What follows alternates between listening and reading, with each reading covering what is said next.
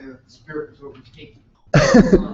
You just couldn't help yourself. You just can't, man. Like in excess, you start rocking out in your van, waiting on your wife to come back in from the mall. Oh, heck yeah, I was in the van. I was in the minivan, blaring it, rocking out like a madman. Andrew, you just missed some awesome stuff. Oh, yeah. You just missed some wonderful, awesome things. Yeah, you really did, I think. All right, so before we, like I said, hopefully we're going to get into both of these arguments. Hopefully we can cover both these areas here. But so the first thing we're going to do is I want you guys to offer up any objections, or we'll talk about some objections to that first argument, the cosmological argument. What's something that you already have that you're sitting on, that you're waiting on? I mean, obviously it can come from your book, it can come from Google, it can come from whatever. It's figure of speech, Piper. So what do you guys got? What you got for the cosmological argument? Before maybe I toss out some. Does anybody remember the premises of the argument? What's the premises? What's the first premise? That everything exists had to have had a cause. No, almost that. Remember, because that one's Too vague. right. Everything that what? Everything begins. Right. Everything that begins to exist. You're just like I'm just stopping like halfway in the middle of words, so you have to put it together yourself. Everything that begins to exist has cause. Universe began to exist, right? So what? Universe began to exist. Therefore, universe has a cause. Yeah, you probably already wrote it down. And then so when you get to that, therefore this is your conclusion. So when you get to that conclusion, you do the implications, right? Like, all right, well, if the universe just is time, space, and matter, then this cause has to be timeless. If it brought time into existence, then it can't be bound by time. If it brought space into existence, it can't be bound by space.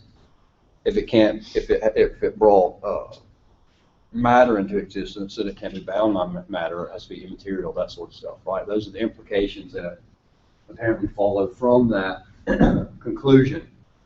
So, any objections thus far, since you've been brought back up to speed, at least in what the argument is trying to entail there, is going after?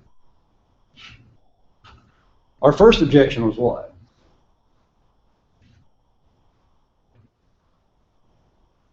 What was our first objection? Our first objection was what? That, well, maybe the universe didn't begin to exist, right? And then so there were two arguments that were supposed to support this premise, right? Two pieces of supporting evidence. What was your first? First was all that scientific jargon, right? All the stuff about, that being the strongest and most reputable theory to the beginning of the universe is what? The Big Bang, right? The Big Bang, there's your argument, the scientific leg of that argument. The Big Bang supports that premise, right? But then also what? The philosophical arguments about there being what? Arguments against what? An actual infinite, the ability to traverse an infinite, all those sorts of things, right? So we also tried to go ahead and give one of the objections to this first premise. Well, maybe things that begin to exist don't necessarily have to have a cause. What was the problem with that? Or at least one of the problems, it seemed like. Well, that things don't just pop into existence. Right. You start to have these seemingly resulting absurdities, right? Well, then why does nothing just pop into existence? Just like how better that kind of world might be. Right. Well, I don't know about better. I'd hate for a rapist to appear right here out of nowhere and calls out of nowhere, hey, I like you. Like, I'd rather just have some causes I can predict, right? Well, the day would be more interesting, I guess. Maybe. So, all the absurdities that result from this, if we deny this, one of them being that, like, why does anything and everything pop into existence? Like, our joke was that, nobody's worried right now at your house. There's a chimpanzee that just popped into being out of nothing uncaused and is sitting inside your refrigerator stuffing your, milk carton with, urine or something. You're not worried about that because things don't just pop into being uncaused out of nothing, right? And then the other would be that it just seems to flush science down the toilet, right? I'm going to draw a toilet.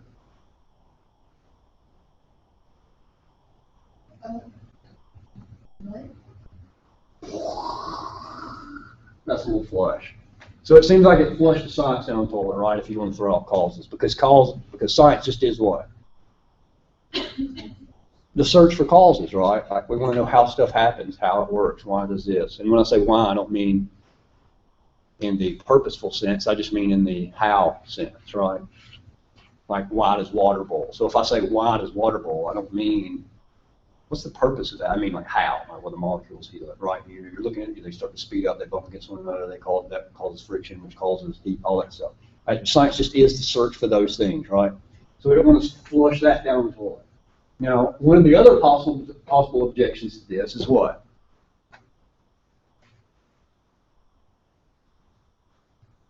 Some would say what? What about subatomic particles at the quantum level? They may run across that, yeah? Are we going to Schrödinger's cat? Mm-hmm. I mean, it's not unrelated, but it's not directly related to that. Remember how some have said that maybe subatomic particles, that if we try to observe at the quantum level, how they seem to come uncaused out of nothing, they just seem to appear, right? Schrödinger's. That's actually.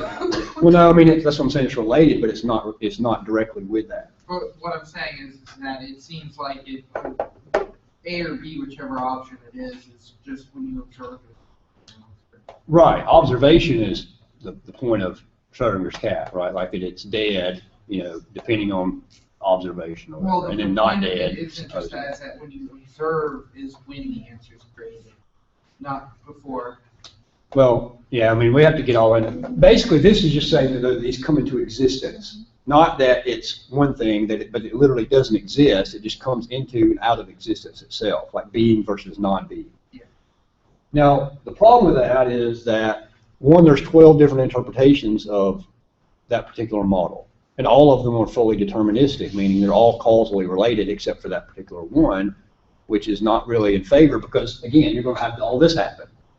But then also, too, the reason it really fails is because even at the subatomic level and at the quantum vacuum, it's not a vacuum in the same sense that we've talked about the other day about nothing. Remember what did supposedly Aristotle say? Nothing is what? That which rocks dream about, right? So the quantum vacuum is not that. It's a rich, fluctuating sea of energy, so to speak. There's stuff going, it's not nothing. It's not a vacuum in that sense. There's still something there, stuff going on there. So even if we couldn't predict the rise and fall of these things, it doesn't mean that there's not a cause to those particular things, right? Does that make sense? So anyway, what are some other possible objections? Think of maybe David Hume. Remember our Scottish skeptic that was undermining everything else, epistemology and everything all over the place. What are some other objections to cause? What are some of your own? What are just maybe some of your own that you've come up with? To that particular argument. Because some of your reflection papers, like I honestly was laughing reading some of them. Some of them started to go off the deep end. I was like, oh man, what in the world? I won't name any names. So I know you have some that you're like, well, what about this might be an objection?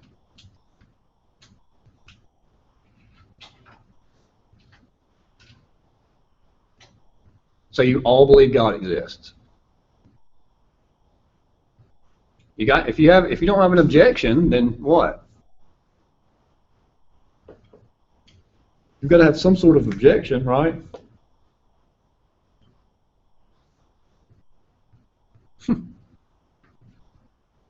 We're all believers.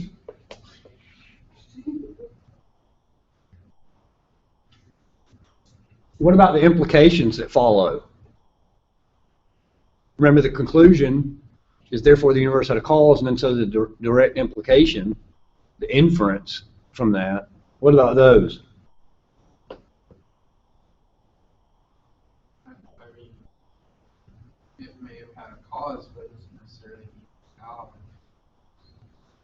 Well, the theist would say you can call it whatever you want to call it, right? You can call it, podium man if you want. But it's still going to be what, based on those implications? If the implications follow through, you don't have to call it God, right? But you're still talking about a what? If the argument runs, what? What are you still talking about?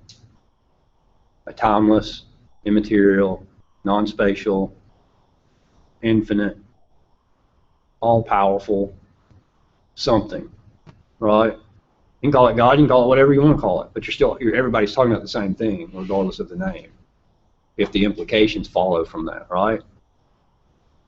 So says, the argument. What about this objection? What if someone were to say, well, wait a minute, that doesn't, because what is theism? What is theism? Well, that could be deism too, right? That could be pantheism. That could be all those sorts of things. So, but what is theism?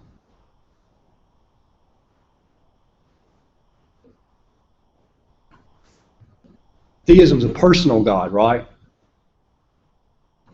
Analogously speaking, personal in the same sense of you, in the same, and again, this isn't univocal language, this is analogous language. So, personal in the sense that there's a will involved. There's some sort of will, like it's personal in that sense, right? Meaning that it's not just standoffish, but it acts. It has a will. It does things. It wants to do things. It doesn't want to do things. That sort of thing, right? That's theism. Now, what if the objection is, well, we don't know that it's personal? It doesn't get you to this argument doesn't get you to a personal type God. What might be a rejoinder to that? What might be an answer to that objection? First, is that a good objection? Is that a legitimate objection there? I think so. I think that's a legitimate objection. So what might be a response to that objection? Because the theists have one waiting for that. What do you think their response to that would be?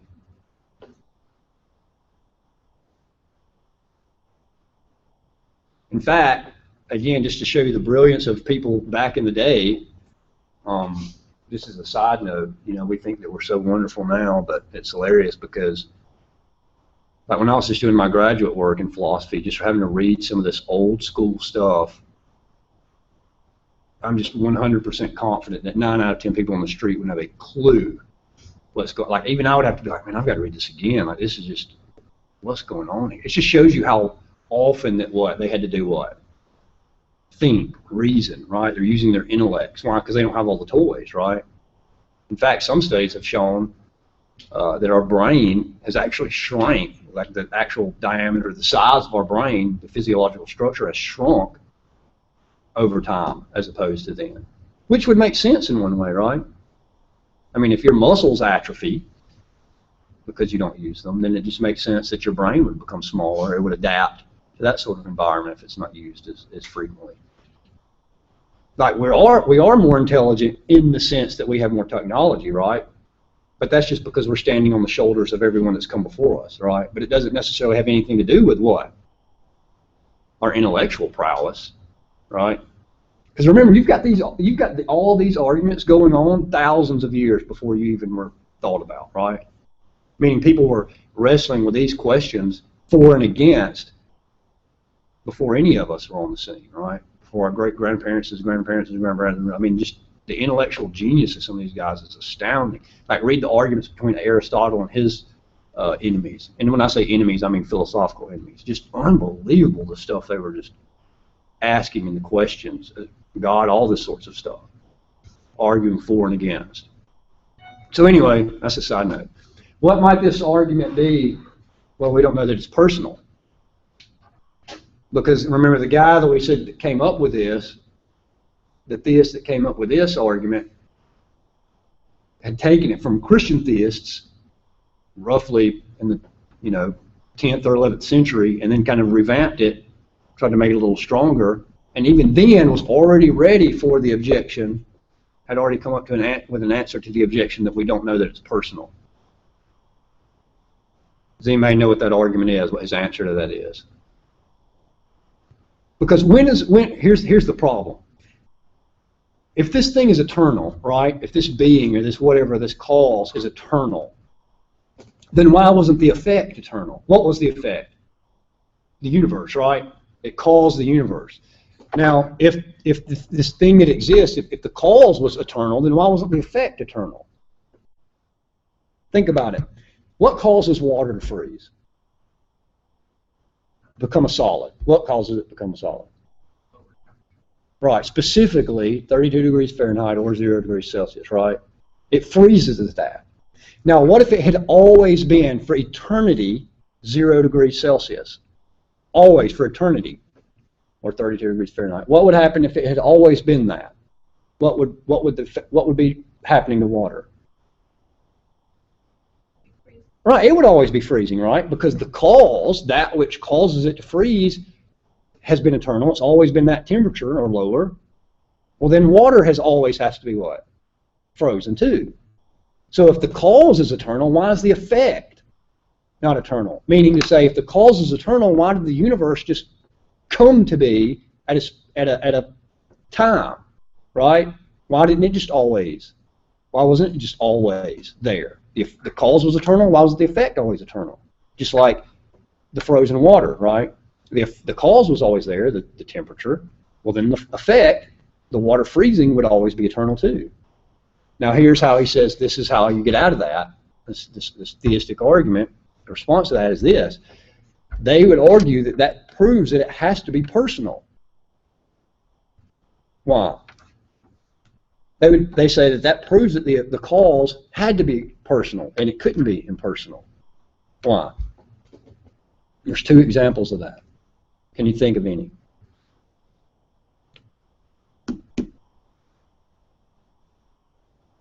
What do non-personal causes and effects, what is their relationship one to another? What is the relationship between non-personal cause and effects? If A happens, if A causes B, and A happens, what's going to happen? B is going to happen, right? It's going to. That's just what happens, right? Like if I hit this, and it causes the sound, it's just when that happens, right?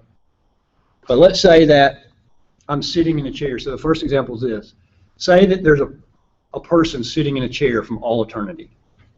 So I'm the causal agent, right? I'm the causal agent right now if I want to stand up, right? But a personal thing can do what? If it's sitting for all eternity and it stands up, what does that mean? Well, only a personal agent could do something like that, right? Because the cause is always there. The cause is eternal. But only something personal, even if it's eternal, can do something at a particular point, right? All right, the other example would be something like this. What is the other example? What does the theist say right there? It's essentially that. It's just essentially that only a personal agent, even if it's eternal, can make a particular choice in time, right? Something like that. Oh, okay, here's the other example. The other example is there's always two types of explanations for anything. There's a scientific type explanation, say the how explanation, and a why explanation. So again, let's go back to the boiling water. If I walk into the house and Allison is standing there, and let's say that there's, water boiling on the stove or whatever, and I say, why is the water boiling? And Allison says, oh, well, because I turned on the oven burner and the heat, convection or conduction or whatever the physics are behind that is coming up through the pan, which speeds up the molecules, which causes friction, which makes them to move faster, which produces. And I say, no, I'm not asking you how it works. I'm asking you what? Like, why? Because I'm going to boil some hot dogs for a kid. Right? So there's always two answers to that. So if let's say that I go out to the parking lot out here, and there's just sound blasting, and let's say that Joshua's blasting Def Leppard out of their minivan. And I say, hey man, like, why is this music blasting out of your minivan? He said, oh, well, because as I turn the knob, it produces the stimuli through the electronical systems that, you know, no, I'm not asking you how it does, and I'm asking you why. It's, oh, because I like Armageddon. That's the song, a Def Leppard song. Oh, I like Armageddon, I wanted to hear it louder, right? So, in regards to the universe, if it comes into being and someone says, well, why did it happen at this point in time? The scientific explanation is not available. Why? That can't be the reason why. You can't answer it that way. Why? Because it's not there, right? If time, space, matter, and everything that we know that exists has come into existence, then you can't appeal to physical law, right? Like you can in the water boiling, like you can in the radio coming up, all those things. You can't appeal to that yet. So the only other explanation is what? The personal right? The why, not the whys and how, but the whys and personal, right? A will was involved there. So that's the other type reason that it would have to be personal as opposed to non-personal. Which, by the way, as we've talked about, remember at the beginning of this, if this argument works, why does that rule out pantheism? Like Buddhism and all those particular systems. Why would this argument rule those out?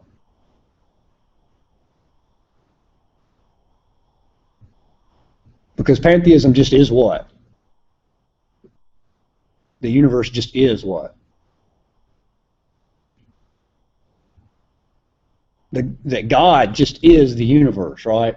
Like God is this, God is me, God is you, God is the desk, God is anything and everything, right? That just is pantheism, you know, at one with the universe, all those sorts of things. But if the universe came into existence, then what? If this argument works, the implication is what? Then the universe just can't be what? Right, because it's dependent upon what? Something for its existence. That's timeless, spaceless, immaterial, personal, all those sorts of things. Because pantheism is just not personal, right? And it's contingent. It just is the universe. So if that argument runs, it has all sorts of crazy, well, I shouldn't say crazy, I don't want it to be misconstrued. Radical, it has all kinds of radical implications. Something like that, right?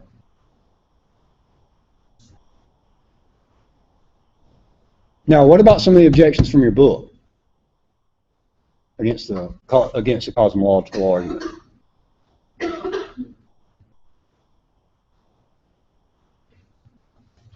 Some of the objections were what? You remember, Piper? I haven't read it since last week. Some of them would fall under that, right? But unfortunately, the book misses the first premise, so a lot of them don't even apply anyway. Why? What was the first premise in the book? That everything that exists has a cause, right? But that's just not the first premise. Because if everything that exists has a cause, well then what can you just easily ask? Easily. Right, well then what caused God? But that's just not the argument, right? And so as that argument tries to run, the metaphysical buck just has to stop somewhere, right? You either have a self-caused cause, you have an infinite regressive causes, or you have an uncaused cause, right? That's the whole point of that particular argument. Do you guys remember that? And why those first two seem to be problematic. The last two is an uncaused cause, which there's no logical contradiction in an uncaused cause, right? And so your only two outs for that is to go with the infinite regress of causes, right? Logically speaking, you can go with one or two, right? The infinite regress or the uncaused cause. And then again, the theistic response to the infinite regress, as you guys remember, just seem probable problems with that particular out, even though it's logically valid there. It's an out in the sense of it being logically valid. It's up to you to determine whether that's plausible in light of the difficulties of an actual infinite regress, that sort of thing. Right? Now, someone like Craig would offer this kind of argument. This is one of his favorite arguments to offer when he does debates. Like if you turn into me and you're a nerd, go watch a bunch of these kind of debates. They're fun. I think they're fun. I like watching them. Well, this is one he'll always use. And remember, I come from a different school of philosophy, so I don't agree with a lot of Craig's philosophical predilections and axioms, foundations, but some of these arguments are what? I mean, they're strong arguments. So this is one. He's got like 5 or 6 that he'll usually try to offer as in a debate. He'll offer this one, a couple others, in conjunction with one another. So with that said, we can keep going with this if you want, or we can go ahead and go to the next argument for God's existence.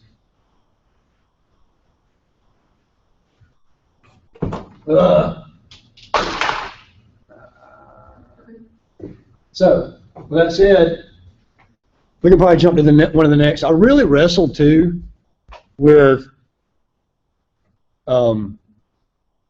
which version of this argument to give you, because there's just so many very interesting and neat versions of this particular argument, and so I really wrestled with which one to go over. But I guess we'll go over this one here that I got picked out, which seems to make sense, right? You can't go with the one you didn't pick out. I'm going to go with the argument that I didn't pick out. So, well, before I say that, what about the objection that, well, that doesn't get you to any specific God, the cosmological argument? That doesn't get you to say,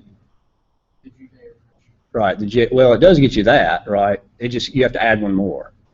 It gives you the Judeo-Christian, Christian, or Islamic, right? Or even the God of classical, like say of Aristotle, something like that. It's going to get you to that, maybe get you that, right? Possibly. Now Aristotle would say it wouldn't get it. That's why he's got his own version of an argument. Remember the unmoved mover type argument, from actuality to change. But anyway, it's going to rule out, what we're saying is if the argument works, it rules out all non-theisms, right? It would rule out, if it works, atheism. It would rule out, obviously, agnosticism. It would rule out pantheisms and panentheisms. It would rule all those things out, right? You're just left with, it would rule out deism. Why would it rule out deism? Because remember, deism is just the belief that there's a God, but he's hands off, he doesn't do anything. Because it just seems to be special pleading that if God was personal, as that argument would try to argue, and he created the universe, then how can you just a priori, that means at the onset, how could you just at the onset say that God doesn't do anything? Right? It seems like if you admit that a personal God would exist, then you just have to admit the possibility of him doing things, right? You couldn't just say, well, yeah, a personal God exists, but he doesn't do anything. Well, how do you know? Something like that, right? We could go into that maybe, and if we had a philosophy of religion class, that would be fun, something like that. We would talk about the philosophical probability or improbability of miracles, things like that. But anyway, so you've got some sort of theistic God. But so what if the objection is that doesn't get you the say you're a Muslim guy or whatever? Well, that doesn't give you Allah. Or say you're a Christian guy. Well, that doesn't give you Jesus. That doesn't give you the Christian God. Or you're a Jewish guy. Well, that doesn't give you, Yahweh of the Old Testament. What might be the response to that be?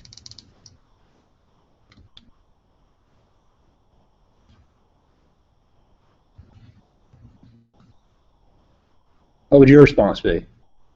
Let's say you run that argument. You run it against, one of your buddies or some, philosophical friend that you're, love doing this kind of stuff with. What would you say? If they said, well, that doesn't give you any of which specific God.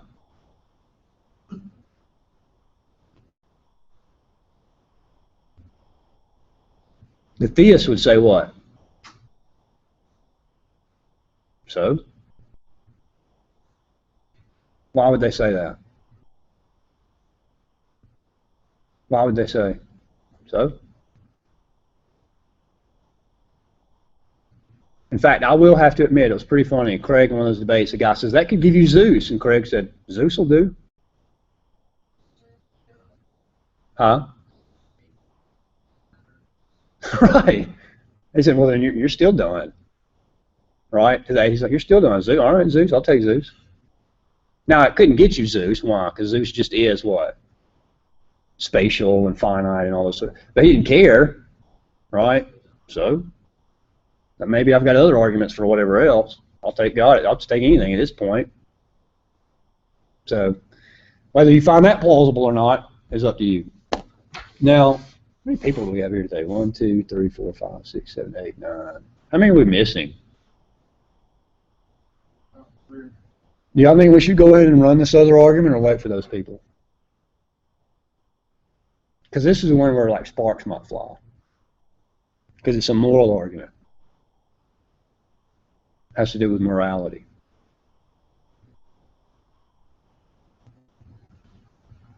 Should we run it or not run it? You're the professor. Yeah, but I'm offering up a little democracy here.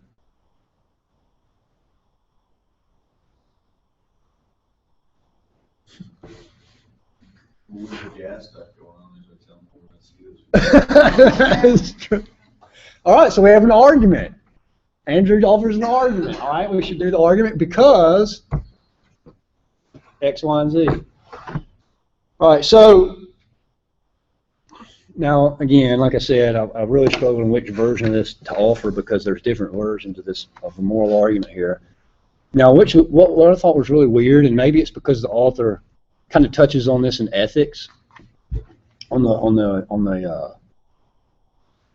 at the onset of his discussion on ethics, which we're going to talk about too. When we get to our section on ethical theory. He doesn't offer in his book one of the arguments for God's existence, one of the most philosophically robust and one that's being just wrestled with right now strongly within philosophy of religion. He doesn't even offer it in the book. So, like I said, unless he counts as at the beginning of his ethical theory to say, well, you don't need God for morality.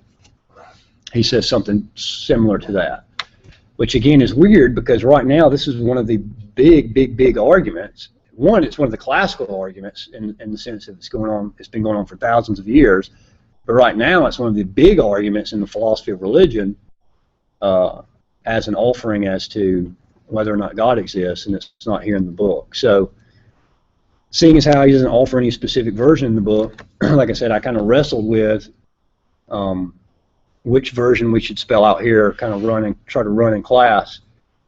So I kind of settled on one of the easier versions because this version doesn't try to say that you need this particular methodology to find out what's right or wrong. You don't need any sort of ethical theory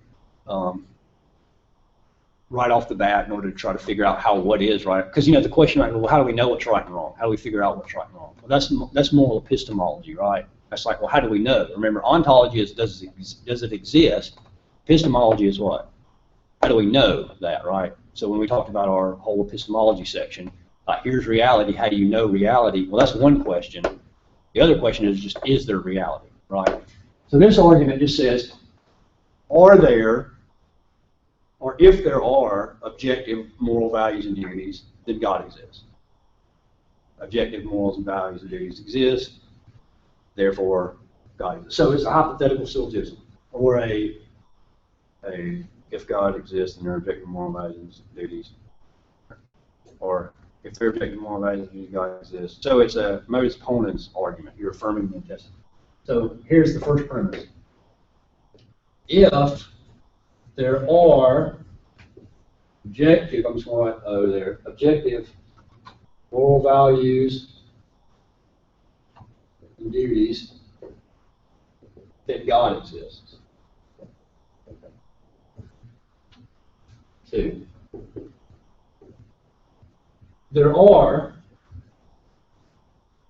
objective moral values and duties. What's the conclusion?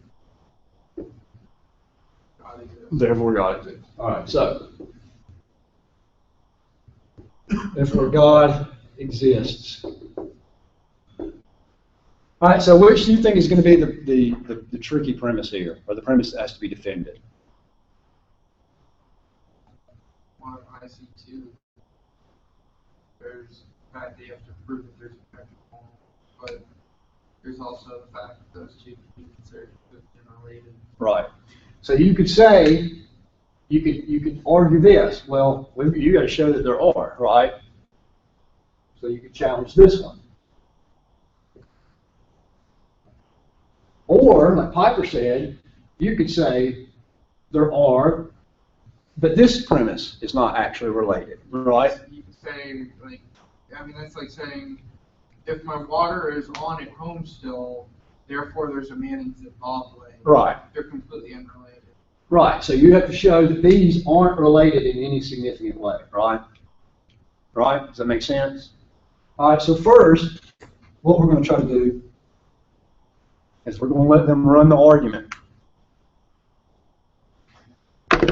And you need to pay attention here because one of the ways to try to get this is first you got to show what? You want to at least try to point out that there's objective moral values and duties, right? So how do you do that? We kind of touched on that when we were talking about the problem of evil argument against God's existence. How do you do that? Well, it's one of the easiest ways to do that.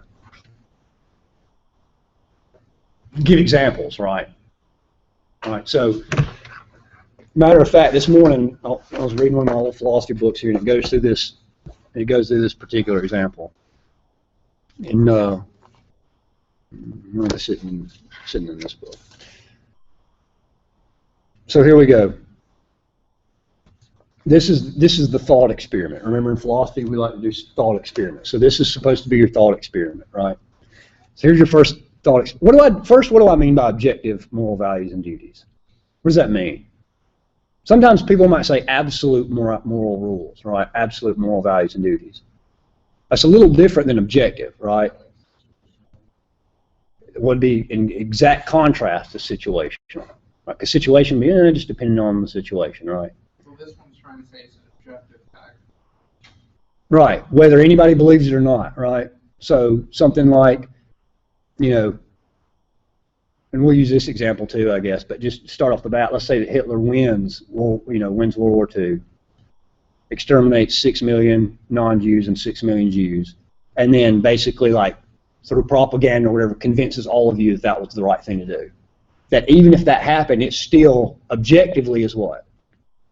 It's still wrong. Even if everybody's fooled, right?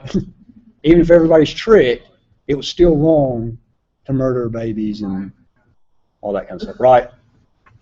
No, go ahead. Oh, okay. So that's what it just means by objective moral values and duties, that there exist moral premises or moral rules, moral proposition, moral truths that exist, and they're true regardless of what anyone thinks about them, right? Kind of like gravity exists even if there's one guy running around saying, I don't believe in gravity. Well, it doesn't matter what he believes. It's still true, right? That's what it means to say about objective moral values and duties, right? It's the same thing. That you don't invent them, that you discover them. That they exist whether you like it or not. Even if people are tricked or they just don't want to believe it, that kind of thing. That's what that means. That's what that's trying to say. That there's look at it this way, that there's real right and wrong, right? And it's not something that you make up or whatever. So here's your first thought experiment. And this is a guy, Dr. Turek, this is something he likes to say. An hour ago, your 7-year-old daughter walked out of your front door on her way to a friend's house across the street. You've lived there for years. It's a safe neighborhood. At least you think so. Honey, where's Megan? She's over at the... No, she's not. No, she's not. They haven't seen her. You call everyone in the neighborhood, but no one else has seen her either. Your mind flashes immediately to abduction. Every parent's worst fear. You can't delay for a second. If she's been abducted, she might be dragged away at a mile a minute. And if this is a sexual abduction, her fate is unspeakable. When the police arrive, the entire neighborhood is mobilized. You join the police and your neighbors, search parks, trash bins, houses. Police dogs attempt to follow Megan's scent. Everyone is engaged. Even the normally reclusive man across the street hands out the flyers you hastily made that display pictures of your precious daughter. Your frantic search persists on into the night without a whiff of a lead. Then, after 23 hours, police search the home of that reclusive man across the street who happens to be living with 2 other men. When the police do their background checks, they discover that all 3 men are convicted sex offenders. One of them was once a member of the Big Brother, quote, organization, which gave him access to young boys whom he molested. Another served time for sodomizing a 5-year-old girl. And the man handing out the flyers, he served 10 years in prison for molesting and then strangling a 7-year-old girl nearly to death 13 years ago. His name is Jesse. The judge at his trial stated that Jesse constitutes, quote, a danger to the public in large and to young children in particular. What? Until now, you knew none of this. Jesse, where is she? Where is she? The police need to hold you back and then keep you away to conduct a proper interrogation. As they persist in their questioning, they learn that Jesse's 2 roommates can prove that they were not in the neighborhood yesterday when Megan disappeared. But Jesse cannot prove this. He's fidgeting, pacing, and chain smoking a mile a minute. Getting nowhere with Jesse, the police decide to call in the detective who arrested him 13 years ago.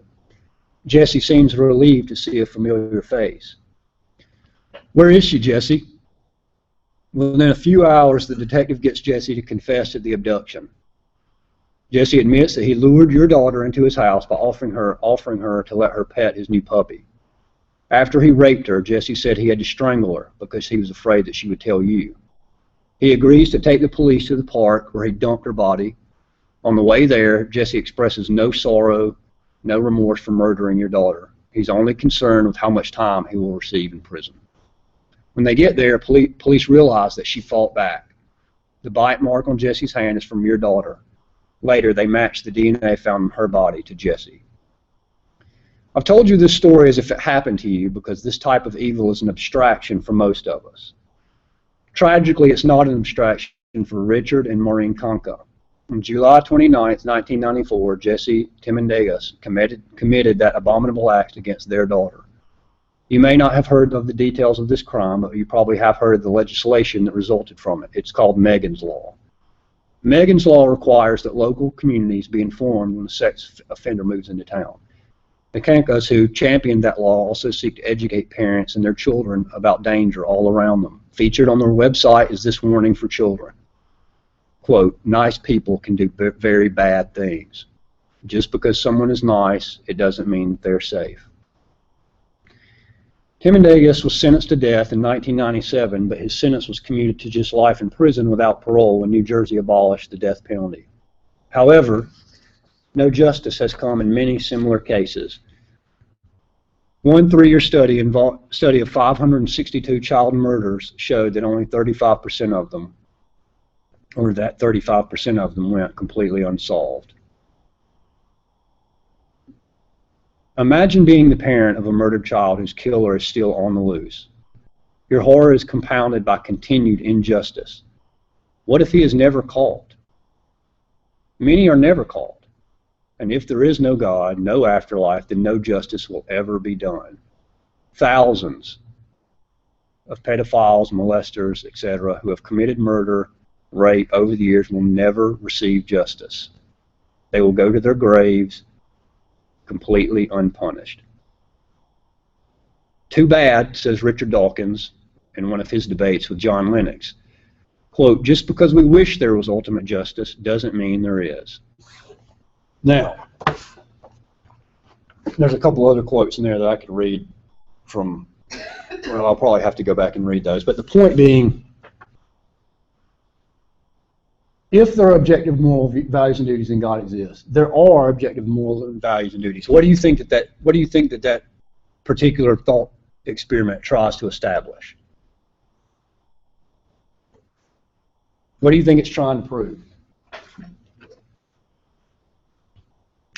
This, right? That argument is a nice way of saying what? In fact, let me just read something else. Go ahead. What is that argument a nice way of trying to say? Right. But that still sounds kind of nice too, right? I mean, you're right, Piper. That's what it's saying. But what might be the more hard-pressed way to say that?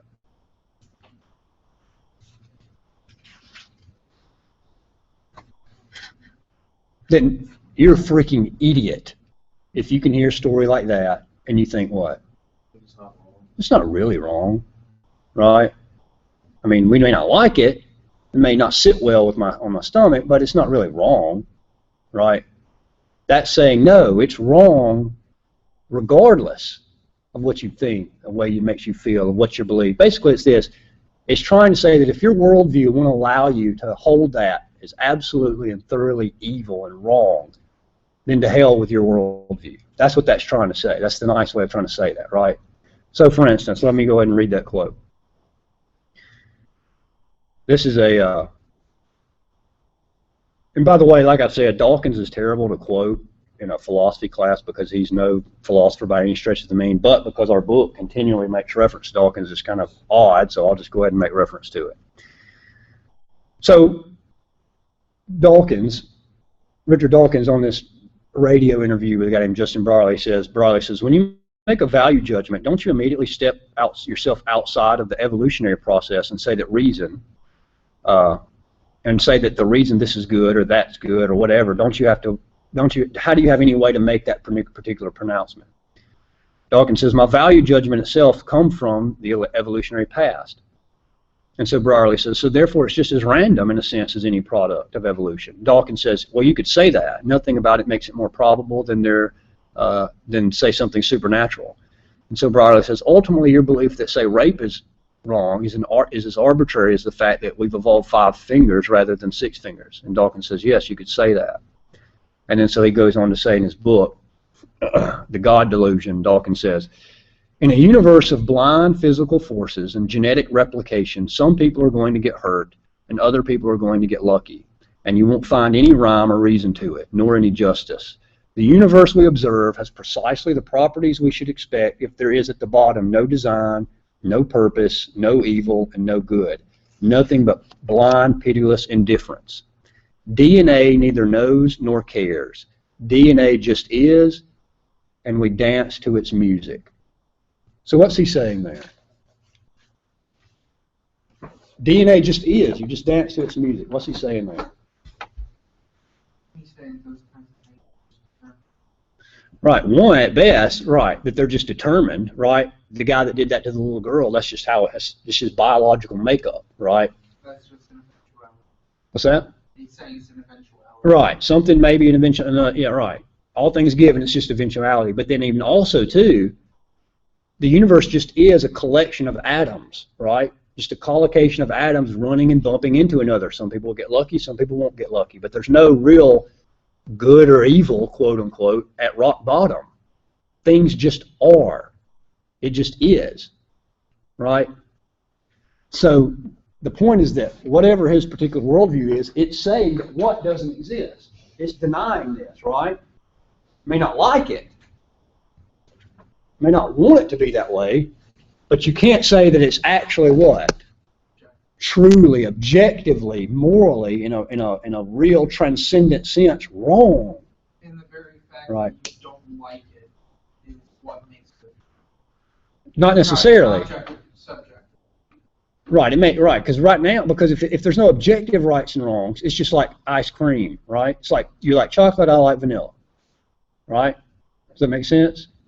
But it's not really, truly wrong, right? So let me read this off real quick. This is because this is going to argue the exact same thing here.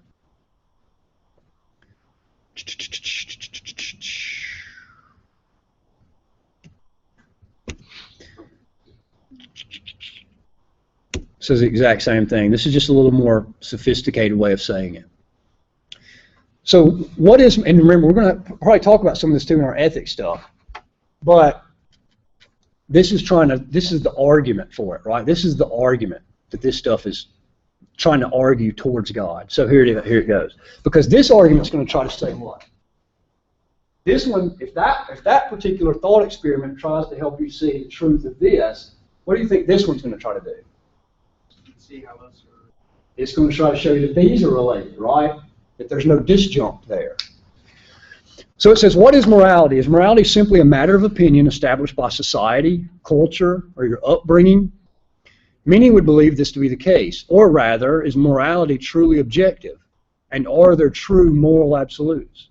In other words, there are those that would desire to argue that morality is simply relative to cultures, and even perhaps relative to even individuals. But there are others that would argue that even if morality is truly objective, and even if there are a few moral absolutes, then one need not posit God, but simply employ sound principles of reason. They might say God need not exist to ground a truly objective morality. They might charge, there is likely no God, but we have Kant, though Kant did believe in God, and others that give us true and objective morality without a need for God. Before we proceed, it may be beneficial to consider another powerful thought experiment regarding an atheistic version of evolution. We are not denying the possibility that, say, God would have used the evolutionary process. We will simply perform a thought experiment in which we accept atheism, an evolutionary account of atheism, to be true. Do you get what they're saying there? That they're not saying evolution's false. They're just saying, think of evolution sans God. Evolution, no God at all, right? Just purely natural, materialistic process. They're not arguing against evolution per se. They're just saying, imagine there is no God, and evolution is what's got us to this point. That's all it's saying. That is simply to say, suppose that there were no such thing as God, and human morality was simply constructed upon mankind by evolution. Would this provide a satisfactory account of morality? Many would affirm this conclusion. For instance, one may ask, just as above, how do we account for the fact that we believe certain behaviors to be morally right or morally wrong? There are those, many within our culture, that would simply state that the answer to such a question is rather easily explained in evolutionary terms. For example, the materialist would charge that our sense of morality has evolved over time in order to help the species survive. Our primitive ancestors realized that by avoiding certain behaviors, what we would call bad or wrong, their chance of survival would increase dramatically. For instance, if one primate ancestor murdered another, then it was very likely that he himself may be harmed or killed. Therefore, our primate ancestors slowly began to avoid such behaviors that were not productive to spreading their own genetic information to the next generation. This would easily account why the more intelligent mammals and primates, and those that we would evolve from, slowly began to view such behaviors like rape, killing, taking that which another has acquired, etc., as very taboo or bad or wrong. Over time, mankind developed a deep sense of what we would now label as morality. But clearly, evolution accounts for what we call morality in a perfectly clear manner. Now, at first glance, this may sound to be rather convincing. But notice that there's a rather large problem. This does nothing in regard to the truthfulness of these supposed moral beliefs. In other words, if there is no God, then these beliefs are merely the result of evolution as an adaptation to one's environment. Therefore, mankind may believe these behaviors to be wrong or immoral. However, these adaptations given by evolution as an aid to genetic survival are, in principle, identical to one's ability to develop a tan at the beach. But, as should be obvious at this point, what does the adaptation to an environment have to do with behaviors that are truly right or wrong? On this account, nature simply is. They would seem to be mere social adaptations, which are just given the name, more sophisticated sounding but illusory name of morality. Morality, then, would simply be a mere social construct. Of course, this is pathetically inadequate to ground objective, truly real or right moral wrongs, values, and duties. It would then seem that by the atheistic evolutionary account that morality is simply produced as an arbitrary byproduct of the evolutionary saga. It is a social construct, and naturally this is exactly where the heart of the issue lies. If atheistic evolution is true, well then, this is exactly correct. All one has is a, quote, social construct fobbed off on the human race as an illusion provided by adaptation to environment. Therefore, a true and objective morality is not explained, as philosopher Martin Linville says, it is explained away. Does that make sense? You're taking the mask off there. You think you believe this to be right or wrong, but what is it? You've just adapted to what? To believe this, right? It's your evolutionary heritage. So if one were to rewind the history of the Earth and let evolution have another go at it, we would most likely witness the evolution of an entirely different creature with a completely different social construct, which obviously reveals that there's nothing objective about our current view of morality. Again, all that one will find is a social construction that has proven itself as an appropriate adaptation for genetic survival. In fact, this is exactly what is witnessed, as should be predicted, in terms of the social behavior within the realm of the animal kingdoms. Perhaps the easiest and most clear example for the common observer is that Darwin himself noted that, had humanity evolved under different circumstances with different outcomes, we would possibly have a completely different set of moral beliefs. The clear implication is simply that if something could be contradictory to what it is in its current form, then it is by no means absolute or objective. As Darwin states in The Descent of Man, quote, "If men were reared under precisely the same condition as hive bees or bees, there can hardly be a doubt that our unmarried females would, like the worker bees, think it is sacred duty to kill their brothers and kill their mothers, and would strive to kill their fertile daughters, and no one would think of interfering." In comparing our current version of morality to this possible version of morality, neither version would be any morally better than the other. It is simply the adaptation that provided the best genetic survival given a certain set of factors. But that's all. In fact, were humans to think that they were special would simply appear to be a false notion as well. So if there is no God, any basis for regarding the herd morality evolved by us as Homo sapiens as objectively true seems to be removed. As has been said, quote, "Take God out of the picture, and all you're left with is an ape-like creature on a speck of solar dust beset with delusions of moral grandeur." End quote. Therefore, all the best of one's objections could do is to say that it might be socially disadvantageous, but it couldn't be truly what? Evil. But suppose that one viciously objects, no, these are the circumstances, the environment that we humans do actually find ourselves to have evolved. This makes our current beliefs about morality be truly objective. No, it doesn't. Again, truly objective would mean that moral behaviors, thoughts, actions, etc., would be morally right or wrong aside from anyone's thoughts regarding them. For one, the above-mentioned opposite evolved behaviors would have been logically possible for our species, which proves that our current form of morality would not therefore be necessary in any sense of the word. And two, there's a much larger problem in believing that the current product given us by evolution, specifically morality, carries any moral obligations along with it. What does it mean by moral obligations? Obligation means what? That you have an obligation to live a certain way, right? Not that it's just right or wrong, but that you ought to. Remember, obligation infers that you ought to be this way. So, namely, individuals ignore, remove, and abandon their evolutionary products on an almost daily basis. Why? If they're not serving or even believed to serve that individual's wants, needs, desires, etc. After all, do humans not remove an appendix? Do humans not remove or cut their body hair? Do humans not abandon or remove their biological organs, their bodies? Do the humans not remove or even change their sexual physiological structure? Do humans not abort their unborn children? Do humans not abandon sexual relationships with the opposite sex for same-sex relationships? Of course humans do all of these things and more. But supposedly all of the above were given by evolution in order to bring the species this far. One might charge, but they're no longer needed. I have no personal use for those adaptations. That's exactly the point. Suppose that an individual comes to the conclusion that the evolutionary purpose of morality is also no longer needed, that he or she has no personal use for it. It no longer serves its role. It merely inhibits him or her from pursuing his own or her desire. Quite clearly, no one has any moral grounding to object to the individual's decision. He or she might rightly reply, "You may want to continue to use your appendix. I don't. The appendix was given as an aid to survival.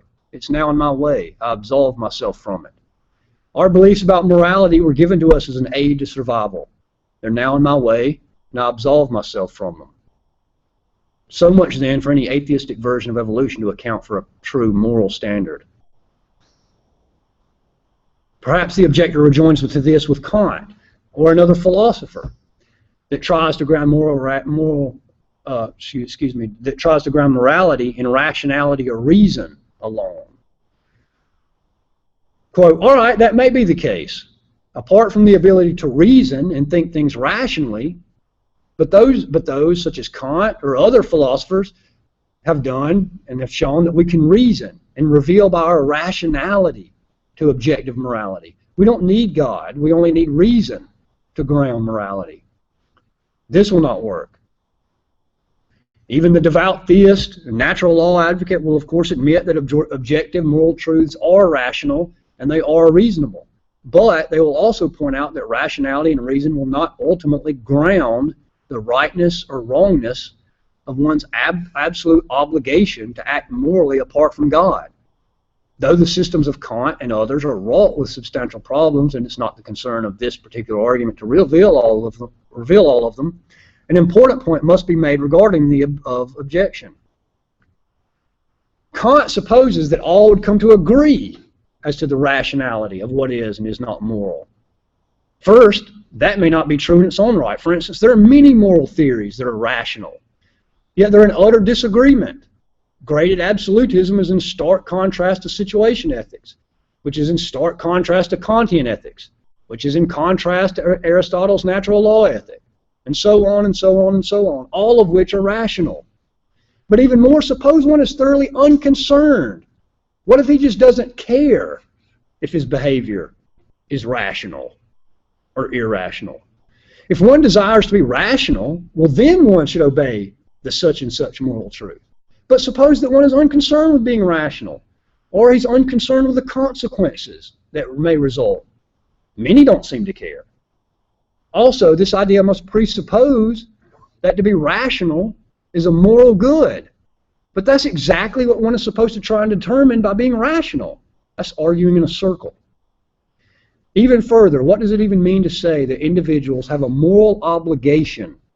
That is, that you're supposed to obey the principle of rationality, quote. As if the principle of rationality were something personal to which one should feel he ought to align his allegiance. How is humanity obliged to obey, quote, the rational? Because of the utter failure of an atheistic evolution and mere reason alone to ground a true objective moral standard, then many deny that such a standard truly exists. That is, they just try to deny that any moral standard applies to all mankind. All right, so what does that argument try to do? The first argument tries to say, look, if you can't recognize that, say, that story, that thought experiment in the first example was wrong, then you're sick in the head, right? That's what that tries to say.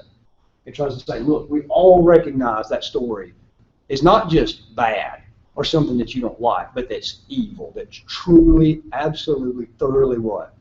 Wrong, right? At least that's what the premise tries to show, or that thought experiment tries to show in regards to this, right? Now, the first tries to say that, all right, there could be moral objective values and duties, and you still don't need God. Now, how does that argument try to go after that? How does it try to defend that premise? Huh? Right, it tries to say, well, look, if we just are animals alone, not saying that evolution is true or false, but if that's the only account of how we are what we are, then survival of the fittest just runs the day. Well, I don't like this. That's immoral. Says who? Your grandmother?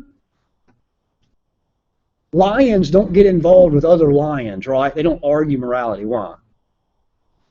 It's a survival of the fittest. I want your steak, I take your steak.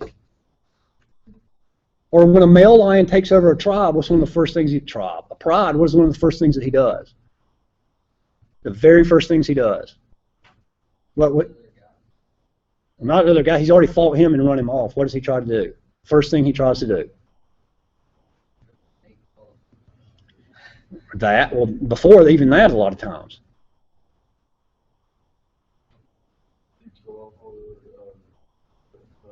Kills all the cubs that aren't his. Wipes every one of them out. Why? That's not his bloodline. So if I get married, say I have a stepchild or whatever, God forbid one day, you know, that something happens between me and my wife, is it immoral if I go in and take her and then kill all her children if she has them? But why is that not immoral for lions? We don't say it's immoral, we just say they kill them. We don't say it's immoral or evil of them to do so. Why not? It's just what they do. That's just what they've evolved to do, right? That's just what they've evolved to do. So if another tribe, let's say the European tribe, comes to the Americas and wipes out all the Indians and destroys every Native American, survival of the fittest, sorry. You don't like it? Says who? Your weak little tribe over here? We're the lions. You're the cubs. Piper's got a sandwich? I want your freaking sandwich. I'm going to kick your freaking head off and eat your sandwich. I'm going to kick your... Why couldn't I do that? Well, you'll go to jail. What if I don't care? Oh, we were joking about it. What if I don't care? What if I'm not worried about the consequence? Right. What if I just don't care what you care about? Well, I don't like it. This is wrong according to me. I don't care if you like vanilla or chocolate. That's just your preference. That's not my preference. Right. My preference is wiping your family out because that makes me happy. Who are you to say that I'm? Who are you to say I'm wrong? Who are you to say I'm wrong? Well, this is more like a history is determined by nature kind of thing. Right, and it would be survival of the fittest, as the saying goes. Nature is red in tooth and claw. Right. But again, well, it's not rational. I don't care. So, am I supposed to be rational? And besides, this guy says this is rational. This guy says this is rational. This guy says this is rational. None of these guys agree. Who are you to say what's rational? I don't care. I'll do what I want to do, and you'll have to reap the consequences. I don't care what you care about. So God forbid somebody comes in and wipes out the school, all this crazy stuff. You don't like it? That's what I like. You don't want to do it? I don't care. Well, we'll shoot you. Okay, I'll go down and I'll just go down then like that. Doesn't bother me. Or let's say it this way. What about Stalin? Killed 60 million of his own people. How'd he die? Huh? No, not Stalin. Stalin dies comfortably in his own bed. 70-something years. Lives to be 70-something years old, dies comfortably in his own bed. What happens to him? Nothing. Wipes out 60 million people. And now he's dead. What's the difference between someone who lived like Stalin now and someone who gave their life, say, let's say that in our thought experiment, let's say that someone runs in just as at the moment. Didn't happen for that family, unfortunately. But let's say someone runs in at the moment that's about to happen to that child in our story. Gets in a vicious fight, saves the child's life, just long enough to where the parents hear her screaming, run in, rescue her. But in the process, he loses his life. What's the difference right now for that guy and for Stalin right now? Nothing. Nothing. That guy may as well have just lived like Stalin, and Stalin may as well just live like that guy. Because there's no justice, right? No one's paying for the wrong they did. No one's rewarded for the right they did. You're dust, they're dust. He's dust. Their eternity, as the ages roll on and on, as they say, is irrelevant to how they lived. Let's say the guy that runs in and wipes out the school and the guy that tries to save the school, they're both killed simultaneously. What's the end result for both of them? Same thing. Doesn't matter. The guy who tried to save everybody just might as well just live like this guy. And this guy may as well just live, because the end result's the same. There's no consequence. There's no justice. There's no injustice. So the argument, if it runs, and we'll go, I don't know if it's that time. If the argument runs, then if that shit is wrong, if it's truly evil, if it's truly wrong, and if your evolutionary adaptations can't account for it, then there has to be a God of some sort, right? If the argument works. And so since it's time to go, we'll have to just end on that. Actually, since it's past time to go, we'll just have to end on that. Hopefully, at least that gives you something to think about. We'll talk about that again when you return. Class dismissed.